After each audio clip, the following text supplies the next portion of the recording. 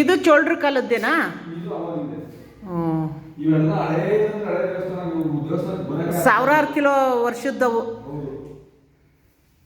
ದೇವಸ್ಥಾನಕ್ಕೆ ನಾವು ಬರಕ್ ಆಗ್ತಾ ಇರಲಿಲ್ಲ. ನಾವು ಎಲ್ಕತ್ತಿದ್ವಿ ನಮ್ಮ ತಾತ ಇದ್ದಾಗ ಬರೋದಕ್ಕೆ. ಈಗ ಒಳಗಡೆ ಎಲ್ಲ ಕಪ್ಪೆ ಹಾವು ಎಲ್ಲ ಇರೋದು. ದೇವಸ್ಥಾನ ಪೂರ್ತಿ. ಆ ದೇವಸ್ಥಾನ ಅಂತೂ 2-3 ಸ್ಟೆಪ್ ಮೇಲೆ ಹೋಗೋದು.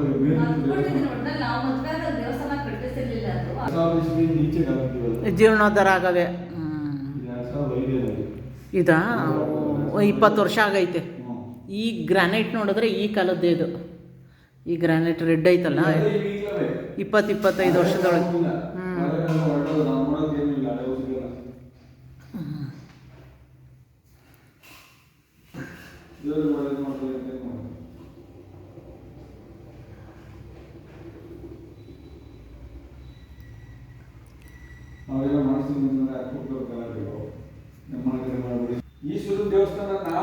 ಈ ಊರಲ್ಲಿ ವೈಷ್ಣವರು ಇದ್ದಾರಾ?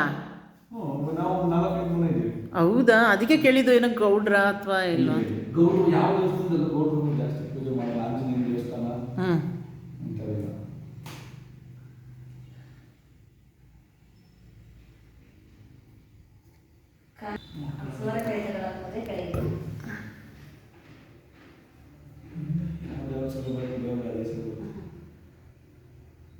ಇಲ್ಲೇ ಮುಂದೆನೆ ದೇವಸ್ಥಾನ ಮುಂದೆನೆ ಬಿದ್ದಿದ್ದು.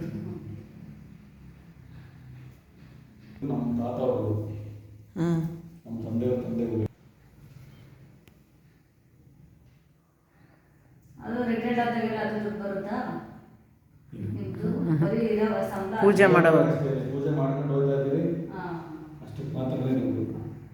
ಅದು ಹೆಂಗೆ ಇವಾಗ ನಮ್ಮ 125 ಈ ಲೆಕ್ಕಾಚಾರ ದೇವಸ್ಥಾನ.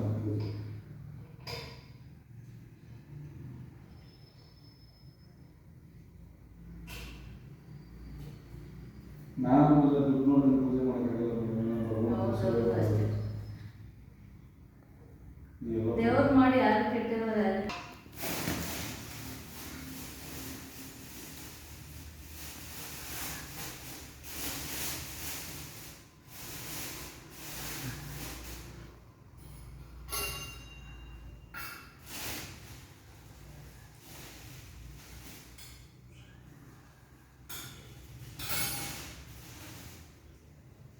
ನೀರೆಲ್ಲ ಹೊರಡಲ್ವಾ?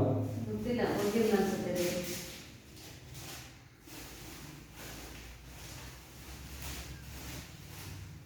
ನೀರು ಹೋಗಿಲ್ಲ, ಅದರೊಳಗೆ ಇರ್ತೈತೆ ಕವರಲ್ಲಿ. ಇಲ್ಲ ಅನ್ಸುತ್ತೆ, ಹೋಗಿಲ್ಲ.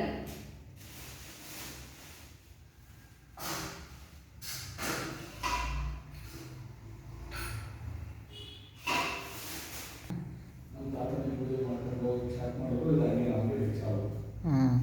3 ದೇವಸ್ಥಾನ ಒಬ್ಬರೇ ಪೂಜೆ. ಯಾವ ವರ್ಷ ಯಾರು ಬರ್ತಾರೋ ಅವ್ರ 3 ಜನ 3 ದೇವಸ್ಥಾನ ಮಾಡೋದು.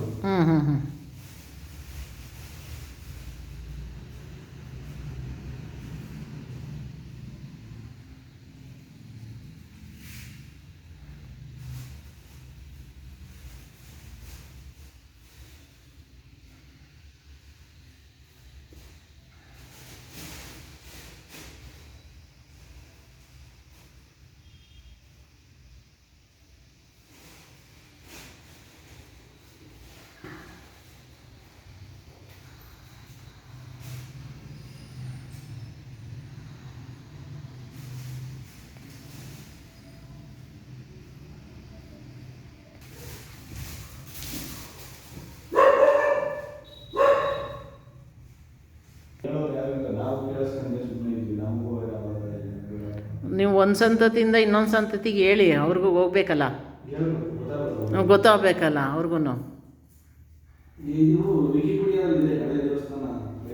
ವಿಕಿಪೀಡಿಯಾದಲ್ಲಿ ಇರುತ್ತೆ, ಪುರಾತನ ಕಾಲದಂದರೆ ಇರುತ್ತೆ. ನಿಮ್ಮ ಮಕ್ಳಿಗೆಲ್ಲ ಹೇಳ್ಬಿಡಿ ಸರ್ ಇದ್ರ ಕತೆಗಳೆಲ್ಲ. ತಿಳ್ಕೊಂಬಿಡಿ, ಅದ್ರ ಇತಿಹಾಸನ ಇನ್ನೊಬ್ರಿಗೆ ಹೇಳಿ, ಹಂಗೆ ಸಂತತಿ ಬಾಯಿಂದ ಬಾಯಿಗೆ ಹೋಗ್ತಾ ಇರುತ್ತೆ. ಗೊತ್ತಿಲ್ವಾ? ನಿಮ್ಮ ತಾತರು ಏನು ಹೇಳಿಲ್ಲ.